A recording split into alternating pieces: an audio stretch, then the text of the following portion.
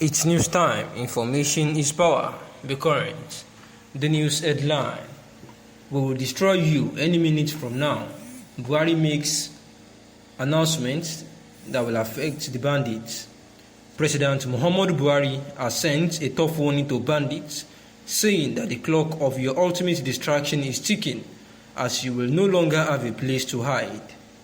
Reacting to the killing of over 30 people in Goronyo in Sokoto State on Sunday by bandits, President Muhammadu Buhari, in a statement issued by his spokesperson Garba Shehu, said the days of the bandits are indeed numbered because the military capabilities of the forces are being boosted by the acquisition and deployment of equipment.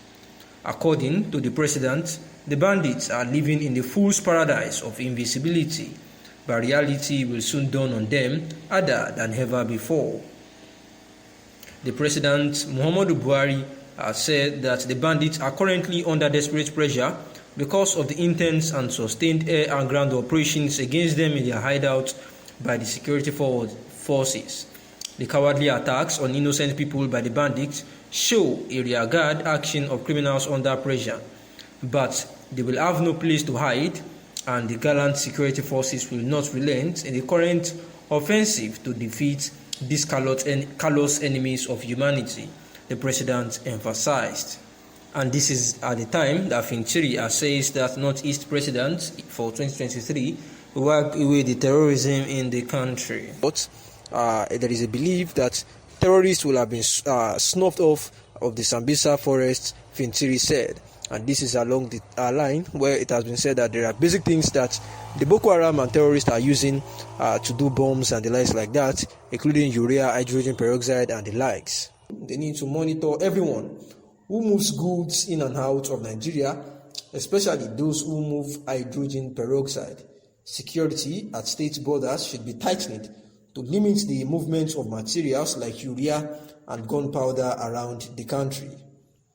Differences between treason and treasonable felony being iterated by a public analyst. Anyone who conspires with others, either within or outside Nigeria, to war against Nigeria is charged with treason, according to the Criminal Code.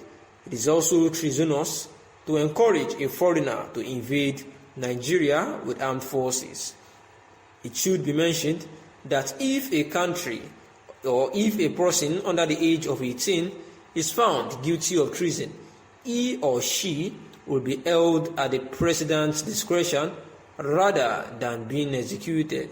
Similarly, if a pregnant woman commits treason, Section 39, subsection 2 of the Criminal Code mandates that the procedure specified in Section 376 of the Criminal Procedure Act be followed.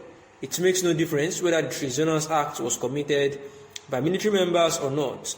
Furthermore, the number of people that participated in the conduct has no bearing on the severity of the crime. The conflict must be for a general or public good. If it is simply for personal gain, it is better classified as a riot or public disturbance. No one may be found guilty of treason until he confesses guilty or there are more than 2 witnesses to attest that truly he did it. Now, the crime of treasonable felony. A treasonable offense is defined as an act that reveals a desire to commit treason, but does not result in any action to carry out that desire. Instead of death penalty, this offense carries a life sentence. Section 40 to 43 of the Criminal Code of Nigeria explain the acts that constitute treasonable offenses. The first occurrence of treasonable felony is found in Section 40.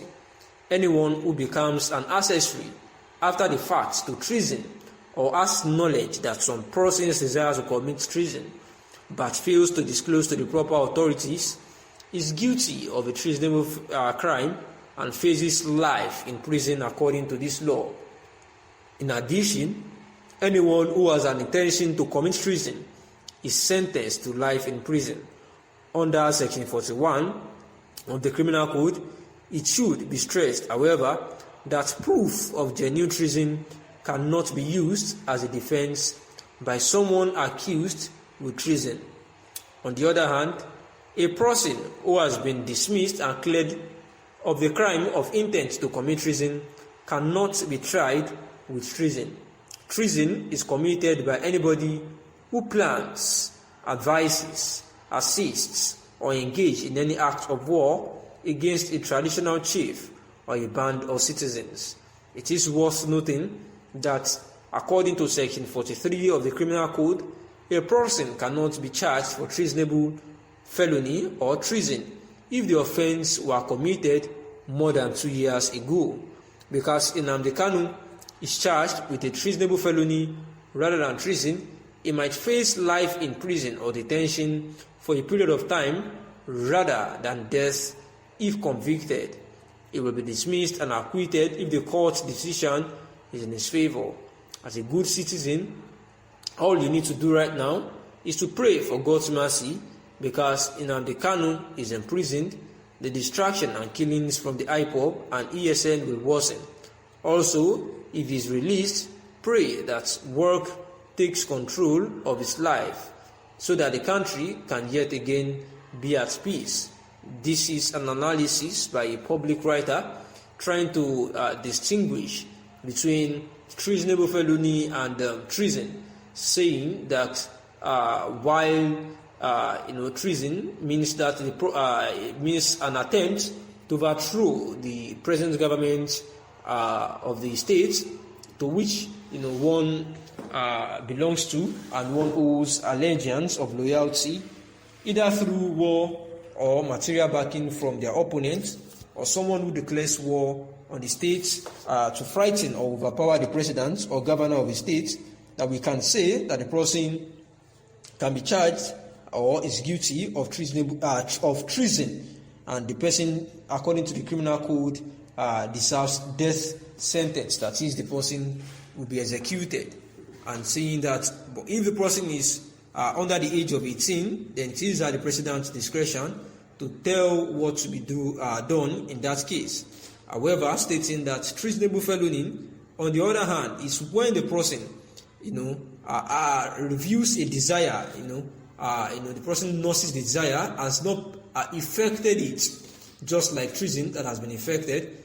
Once the person nurses a desire, to carry out that desire instead of death penalty as in treason, then the person will be charged to life sentence because it is treasonable felony. Saying that Section 40 to 43 of the Criminal Code of Nigeria Constitution explains this so well, saying that even anyone that has the knowledge, that someone has such a desire to commit treason but fails to disclose to the proper authority is guilty of treasonable felony. Therefore, Nnamdi Kanu was charged with treasonable felony, so the end result might be life imprisonment if convicted.